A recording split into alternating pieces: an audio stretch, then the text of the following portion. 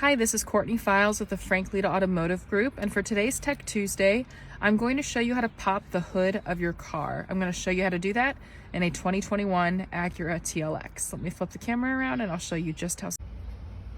Okay, I am inside the 2021 Acura TLX.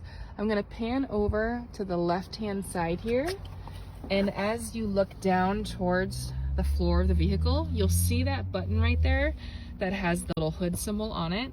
So what you're gonna do is reach behind it, pull it towards you, and you can hear that that popped the hood of the car. So let's walk around here. You can see.